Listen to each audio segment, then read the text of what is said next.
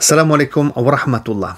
Alors je suis très heureux de vous annoncer que au sein des éditions Sira, on a sorti notre premier livre, là je parle pas de la revue Miséricorde, notre premier livre qui s'intitule Les gens de l'éléphant, lecture traditionnelle, contemporaine et spirituelle de la sourate Al-Fil. Je vais présenter aujourd'hui brièvement cet ouvrage que vous pouvez acheter en ligne, bien entendu, sur le site de l'Institut Sira.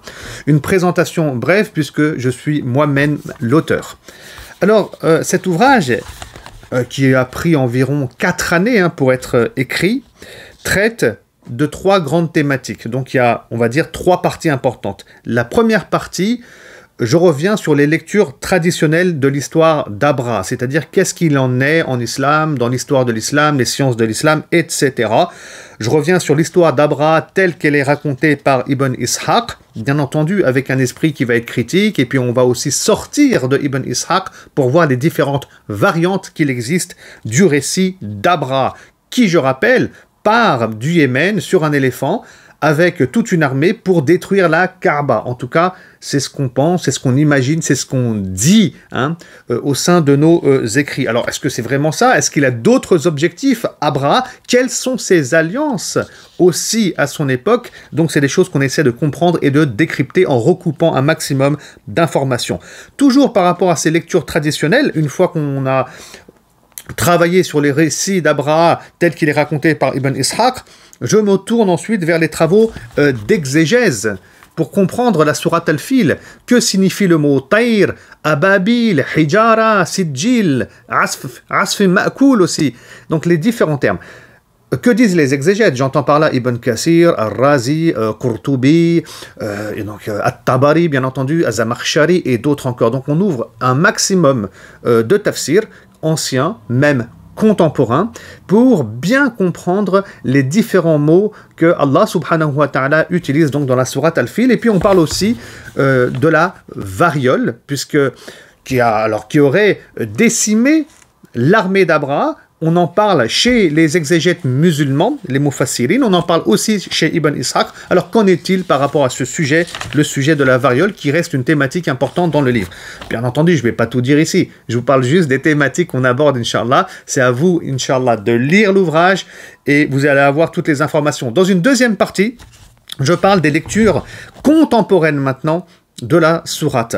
Que disent les orientalistes, c'est-à-dire les arabisants comme Montgomery White et d'autres encore, quelle est leur vision par rapport à la sourate Al-Fil et l'histoire d'Abraha, mais aussi les réformateurs musulmans comme Mohamed Abdo et d'autres encore, on pourrait citer Mustafa Haikal aussi, donc ces réformateurs musulmans du monde arabe du siècle passé. Donc quelle hypothèse de compréhension ils ont avancé. Je m'arrête aussi sur les thèses des réformateurs occidentaux, les orientalistes arabisants comme Alfred Louis de Prémar, Daniel Beck ou bien Christian Robin.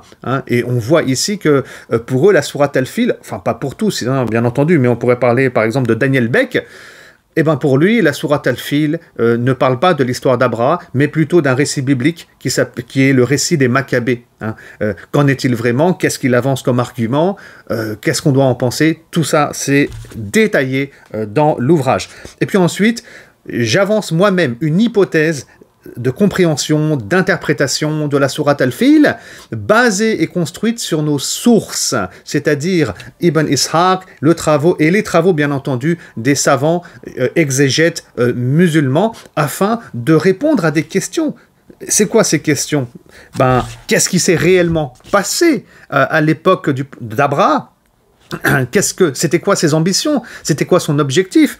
Est-ce que Abraha et son armée, ils ont été décimés effectivement par des oiseaux qui lancent des pierres? Alors, je vous le dis tout de suite, la réponse est oui.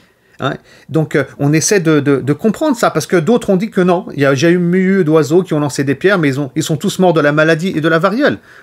Donc, on essaie de répondre à ces différentes questions. Aussi, est-ce que c'est un événement qui est surnaturel? Donc on ne peut pas l'expliquer sur un plan scientifique, ou est-ce qu'on peut l'expliquer sur un plan scientifique? Donc on essaie de répondre à ces questions, et puis enfin, De quelle pierre il s'agit? Est-ce qu'on a des descriptions de ces pierres-là? De quel oiseau il s'agit? Est-ce qu'on a des descriptions aussi par rapport à ça? Et donc, sur la base de nos sources, et ça c'était très important, je ferai une autre vidéo, Inch'Allah, pour parler de ça, et ben j'avance bien sûr une hypothèse d'interprétation, et bien entendu, il n'y a que Allah subhanahu wa ta'ala qui sait. Et puis enfin, pour terminer, je tire des enseignements spirituels dans cet ouvrage-là de la sourate Al-Fil, en m'arrêtant par exemple sur des analyses qui sont très intéressantes et pertinentes de Ibn Arabi ou bien de l'imam Al-Qushayri et d'autres encore. Voilà, donc ça c'est la troisième grande partie, c'est vraiment le spirituel, parce que c'est important, et je termine par ça, parce que quand on parle de la sourate Al-Fil, ce qui nous vient à l'esprit, c'est la naissance du prophète sallallahu alayhi wa sallam, bien évidemment, parce qu'on dit que le prophète sallallahu alayhi wa sallam, il est né l'année de l'éléphant. Et dans les ouvrages de Sira, on nous parle de la sourate Al-Fil, c'est automatique. Et là, on ne peut pas tirer des enseignements qui sont pertinents. Pourquoi? Parce que la sourate Al-Fil, elle est révélée après que le prophète sallallahu alayhi wa sallam, il ait l'âge de 40 ans, c'est-à-dire pendant la période mécoise.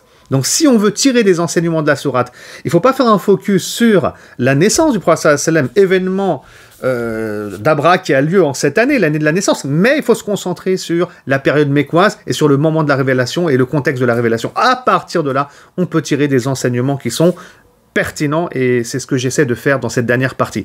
Voilà, ça c'est pour vous donner une idée globale, très très globale, sans spoiler en réalité, de cet écrit, qui m'a pris environ 4 ans, que j'avais commencé même il y a 10 ans lorsque j'habitais à Paris, et alhamdulillah, j'ai pu terminer ce travail par la grâce d'Allah subhanahu wa ta'ala. N'hésitez pas donc à acheter ce livre, un livre qui est exceptionnel, où vous allez vraiment redécouvrir, je dirais même, la sourate Al-Fil sur le site donc de l'Institut Sira.